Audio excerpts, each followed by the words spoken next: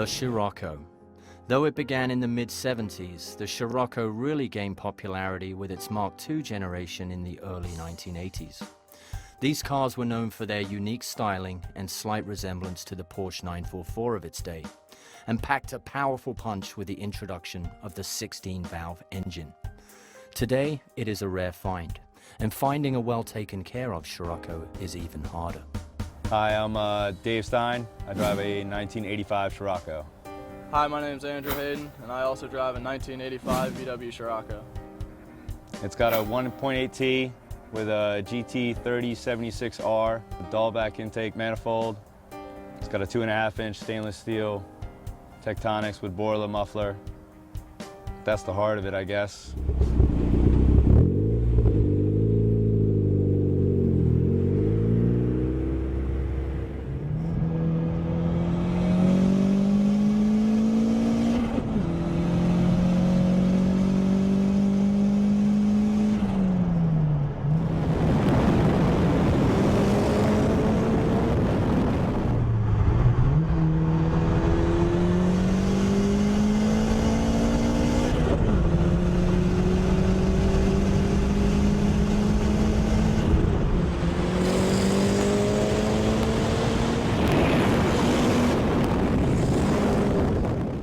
The dashboard's suede, the headliner is suede, the door cards are suede. It's got FK coilover suspension, European everything on the outside.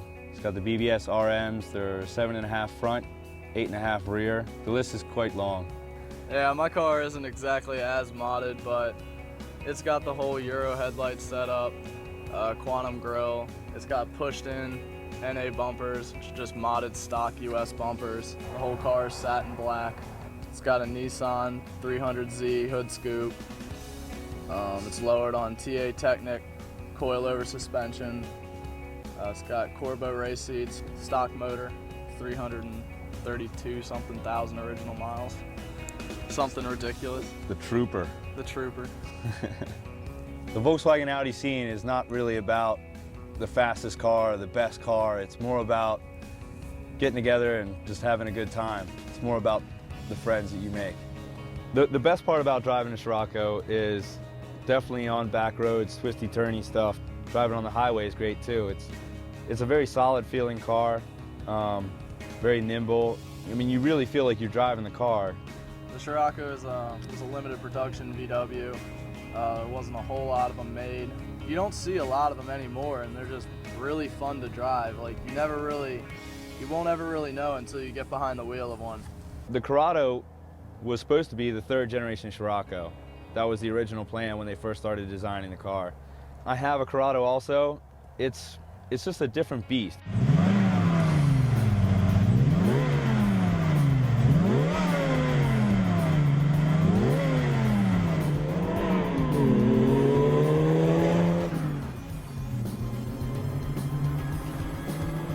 And in fact, the Corrado was to be the 3rd generation Scirocco.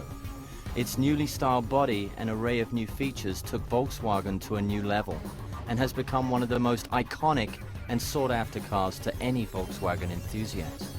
The Corrado introduced the G60 supercharged 4-cylinder engine and the distinctive and powerful VR6. Hi, I'm Christy, this is Aaron, and this is our 91 Corrado G60. I think both of us have always wanted a Corrado just because they're so beautiful. It was an automatic and the paint was pretty much peeling off. So the plan was to make it a daily driver, which obviously didn't happen. It started off with a broken door handle, and we decided it would be cheaper to shave the door handle than to actually get a new one. We shaved the door handle, and then after that, it was like, well, if we're gonna shave the door handle, why not shave the hatch? And it was too expensive to buy the lights for the front here, so then we shaved those too. So it kind of snowballed into a little bit more than we'd expected. Right now, the motor is pretty much stock. We rebuilt the charger port and polished that, and we're working on rebuilding the motor maybe for next year. But got some wheels, got some suspension, got a new exhaust, cleaned up the interior a little bit, and here it is.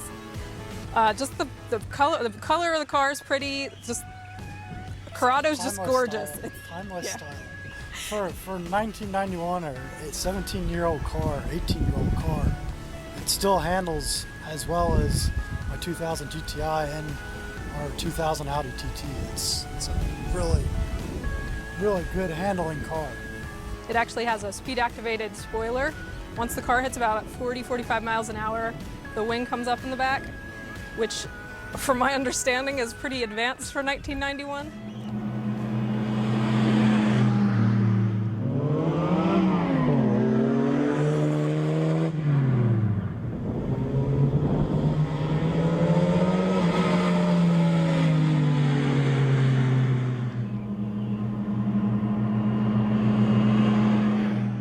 And the community in general just seems to be really supportive.